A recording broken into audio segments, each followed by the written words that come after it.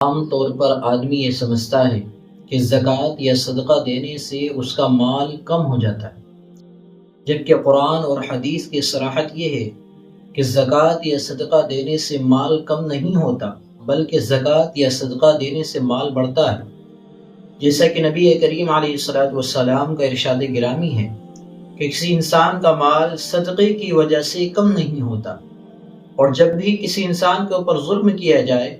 اور وہ اس پر صبر کرے تو اللہ رب العزت اس کی عزت میں اور زیادہ اضافہ فرما دیتے ہیں۔ جب بھی کوئی انسان سوال کا دروازہ، مانگنے کا دروازہ کھولتا ہے تو اللہ رب العزت اس پر فقر کا یعنی کہ غربت کا دروازہ کھول دیتے ہیں۔ تو اس حدیث میں 3 چیزیں آپ علیہ السلام نے نقل کی ہیں۔ اس حدیث نے صاف واضح کر دیا کہ صدقے کی وجہ سے کسی انسان کا مال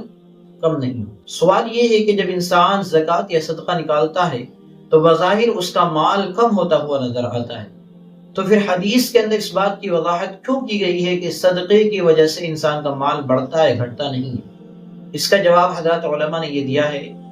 کہ دیکھیے، جب انسان زکوٰۃ یا صدقہ نکالتا ہے تو ظاہری اعتبار سے تو اس کا مال کم ہوتا ہوا نظر آتا ہے،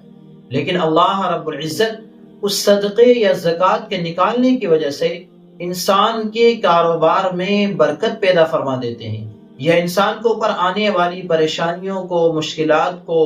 دور کر دیتے ہیں، جو اس صدقے اور زکوٰۃ کی قیمت سے زیادہ ہوتی ہے جو انسان نے ادا کیا۔ یعنی کہ انسان اتنا صدقہ نہیں کرتا جتنا برکت کر دی جاتی ہے، یا انسان اتنا صدقہ نہیں کرتا جتنی پریشانیوں سے اور مصیبتوں سے اللہ رب العزت اس کی حفاظت فرما لیتے ہیں۔